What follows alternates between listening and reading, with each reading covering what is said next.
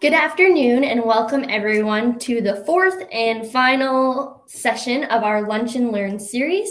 These engaging sessions are proudly presented by Community Futures Entrecorp, dedicated to serving the Medicine Hat area, along with Community Futures Chinook serving the Tabor, Brooks, and Milk River Warner regions.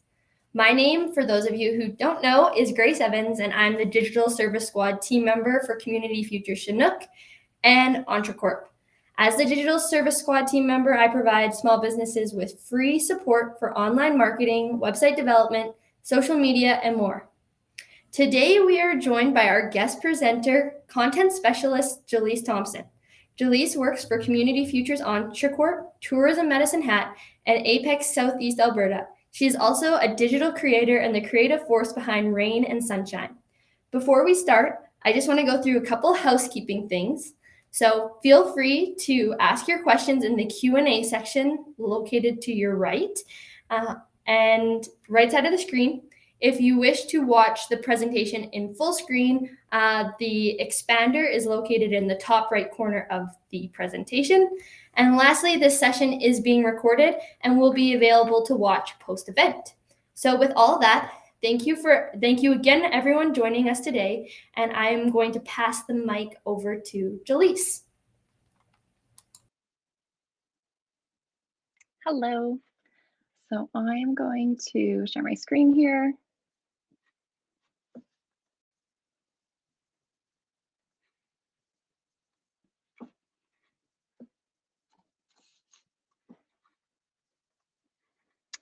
All right, everybody can see the screen.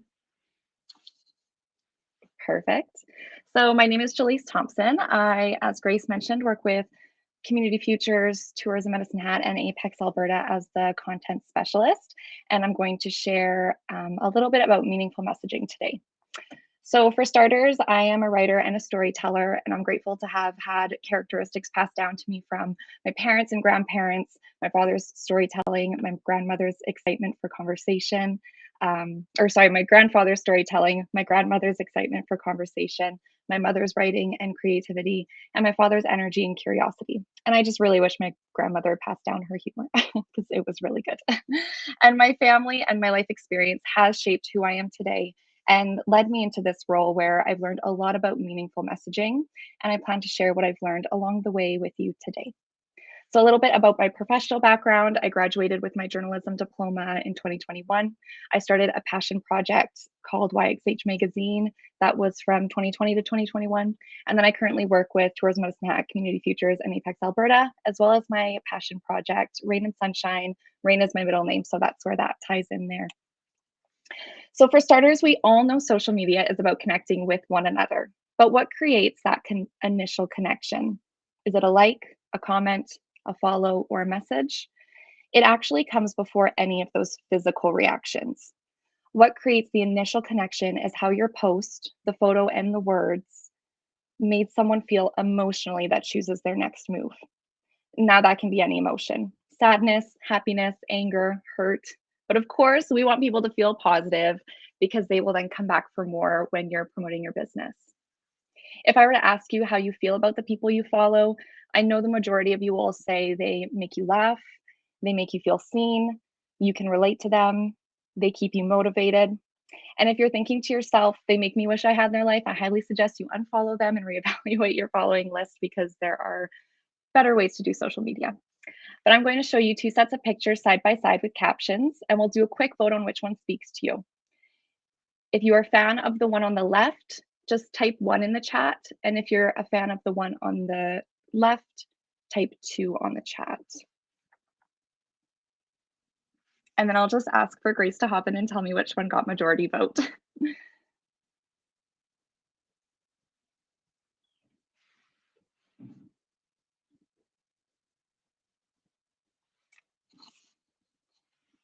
Oh, I can see the chat. So far,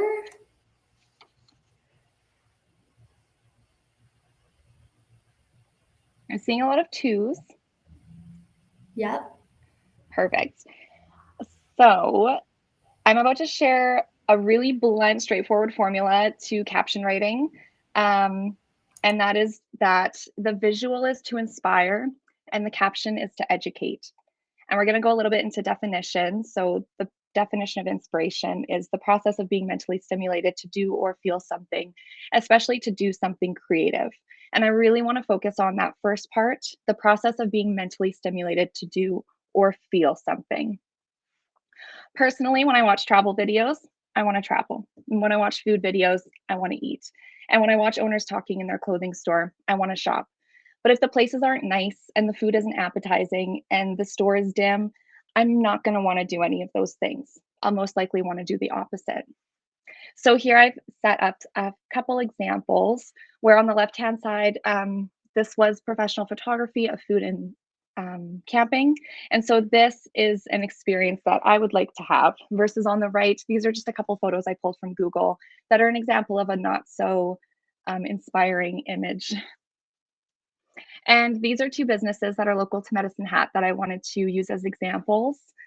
So there's Loon and Bloom, and she does hire a professional photographer for her marketing, but you can tell that she has a story here. She has storytelling, and this is meaningful messaging on both the photo and the caption writing.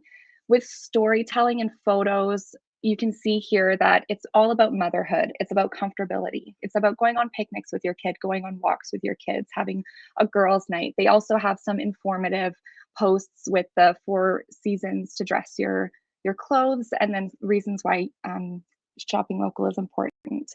And then on the right, you have Happy Stamper, and that's all photography from her phone. And Grace has done a session on phonography and how you can still get those very high quality images with your cell phone. So it's deciding how you want people to feel when they see your photos and how you're getting that message across through that. So you're inspiring them and inviting them to your store or online space. And then the second piece that goes with that is the education part, and that is to provide information and an enlightening experience. Words are very powerful. We've all read books or watched movies that made us emotional, and that is almost your goal with your caption writing. So you want to share knowledge about your products.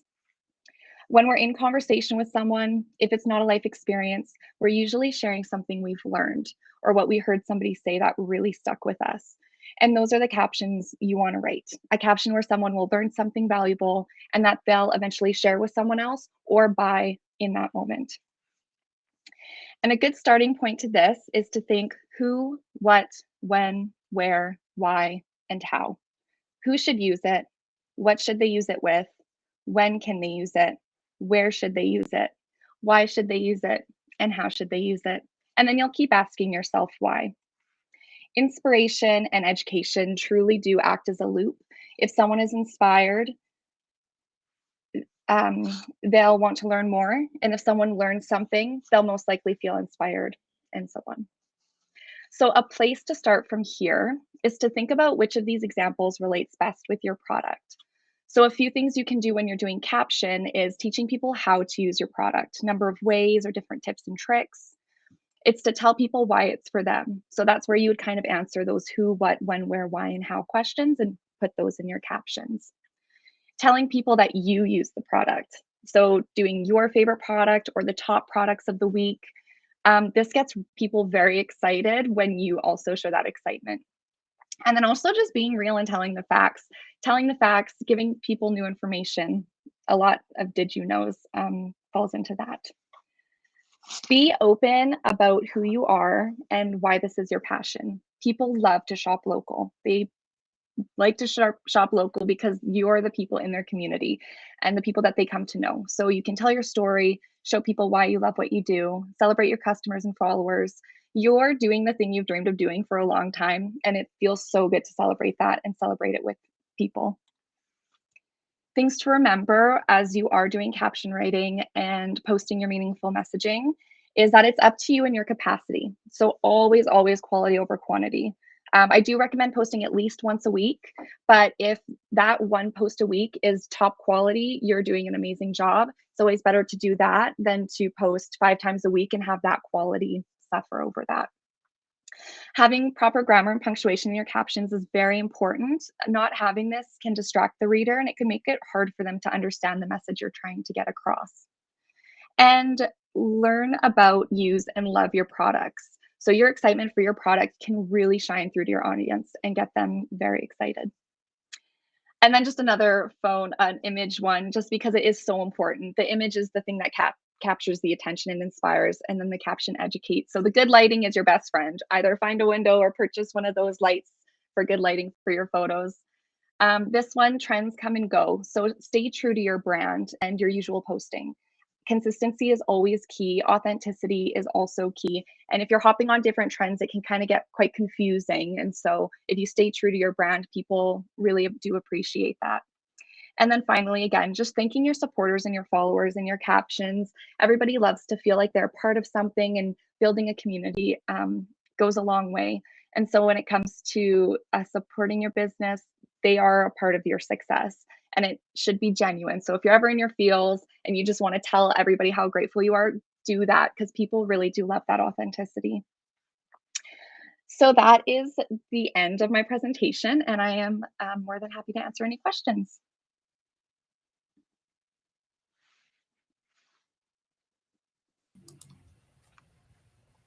Awesome, Jaleese. We have a few questions here for you. The first one being, how can I write good captions if I'm not much of a writer? Definitely.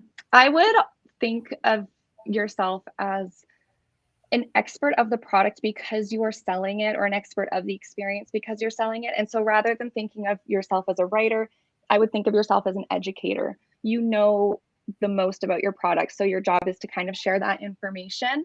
As long as your punctuation and your grammar is correct, you're good. So that would be my advice there. Awesome. The next question is, what if I don't have the time to write captions? I would definitely go to the priority list of things. And if there's a way to move caption writing up in that list and to see where it stands in terms of all of your priorities, you might find a little bit more time for it. And then also integrating it into your content planning. So if you do plan your content in terms of photos and what you're going to post for the week, add in an extra 10-15 minutes if you can to develop that caption writing.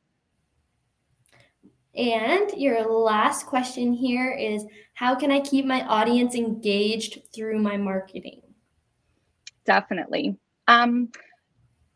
One thing is that all of your followers and your audience, they all have something in common, and it's that they relate or they like your product.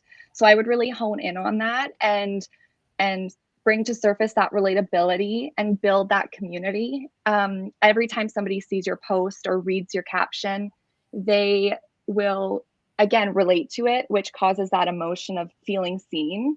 And then they'd be more often to share it or purchase. So I would say really building that community and honing in on that relatability aspect. Awesome. You had a couple more questions come in. Can you use an AI generator to help write captions, or is it better to write something yourself if you're running out of time? AI is a great tool. If you're running out of time, you can use AI to maybe generate ideas of a caption.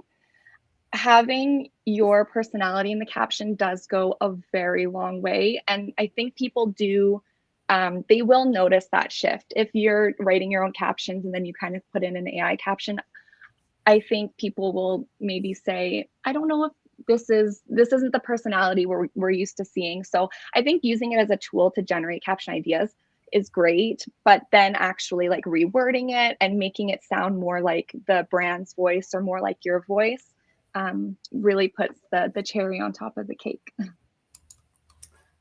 Awesome. Are there any good tools you use for writing or getting ideas? Yes, I go to the source. So if I'm writing about, I do a lot of feature writing, so it's always going to the people and getting the information from them who are experiencing, being a business owner or owning a shop. So if you have a certain topic you want to talk about and you maybe don't know a lot about it, just doing research on the product, and seeing maybe what people are curious about it. Like when you do type it into Google, Google often has the most frequent asked questions. If you go into that box and then check out those questions and check out the answers, you're educating yourself a little bit more, bringing them more information, and then you're also answering questions that are more frequently asked. So if it's a frequent asked question on Google, chances are your audience is also wondering those same questions. So I'd say that is a really great tool. And then, yeah, just going right to the source, or even if you know somebody who's in the field, like say if you sell hair products, maybe even going to a hairstylist and partnering with them and featuring them on your page and going, here are some tips that this hairstylist suggests with this hair product. Awesome, thanks. And right now, I won't say last because there seem to be popping in. How can I use social media captions to help me get sales? Definitely. That is, the caption is where the sales conversion will be. Like that's where your opportunity lands. And so that's where that education piece comes in. If somebody is kind of teeter-tottering over purchasing a product, that caption is your opportunity to convince them like why that product is for them. And so it's answering those who, what, when, where, why questions. If they are somebody like, I'm thinking of clothing, and if anybody has specific products that they're curious about on their end, like please answer or please ask. But if it's say like a jacket in the winter, or somebody goes snowboarding, like why is that snowboarding jacket for them? Is it minus 40-degree weather? Perfect. Then on those minus 40-degree days, a ski or snowboard person really wants to go to Hidden Valley, they can do that because they know your jacket's going to keep them really warm. So it's kind of that convincing of why that product is the best product for them. Awesome. Next question is it beneficial to use popular trends being utilized on social media? Yes, it is to an extent. I think if the trend resonates with your brand, if it's something that really fits in, absolutely. If it's something you're kind of iffy about, or you're trying, if it takes more effort to relate to your business, I would say don't hop on the trend. If it's something that's easy to integrate that you think your audience would really love, definitely hop on that trend. Trends are ways where we can be seen more because more people are looking for that type of content. So I would say if it's relatable to your business, absolutely. But if you feel like you have to work harder to make it make sense, I would not do that. Awesome. Thanks, Julisse. And this question kind of piggybacks in a way off that last one. What are your thoughts on using hashtags in captions? Yes, hashtags are still very important. It's one of those topics that you kind of get mixed messaging about. I personally still use hashtags because Instagram's almost integrated a search engine optimization with their hashtags. So when somebody searches a word, your posts can pop up if those hashtags are there. So it's just a great way to, if someone's looking for something, it's a great way to have your product in that spot where they're looking. The things have changed with hashtags where you don't have to do 30 of them anymore. If you have a solid 4 to 5 hashtags that are very very specific to your business, that's good enough now, which is great because hashtags can take quite a bit of time. So yeah, if you have 5 solid hashtags to put on your post, that's good. If you want to do 30, you absolutely can. And then another tip I like to always bring up with hashtags is make sure they're different every post. If you post the same hashtags in the same order every post, Instagram thinks you're a robot, so they'll actually not show your posts to the feed. So just make sure they're different per post. Are there certain keywords you should be adding into captions? So I guess that kind of touches on what you were saying with like SEO. Definitely. Yes. Keywords are a thing on Instagram. So that is nice to keep in mind. But I wouldn't put your focus on it because I think things can get confusing if there's just a bunch of keywords in there. It can kind of lose that personality and lose that education. So I do think it's great to keep in mind if it flows, but if it doesn't flow, if you're reading it and going, this kind of sounds really a lot, those keywords are great to then put into your hashtags. Awesome. So I'm going to say this is the last question for Jaleese. And it is, if you sell multiple products, home decor, paper, jewelry, food, gift shop style, what do you suggest to keep consistency across those brands? The social feed feels disjointed with so many different brands. Mm-hmm. Something that would be really nice for that organization aspect is almost doing a feature each week. And I'm not sure what your time looks like, but if one week you did home decor and then you had your 3 posts were home decor, and then the next week it was accessories, and then you posted 3 accessories. And so that way there's kind of a organization to your feed as well. So if people are into home decor, they can kind of click to that square. If they want accessories, they can click to that square and get those 3 posts in a row.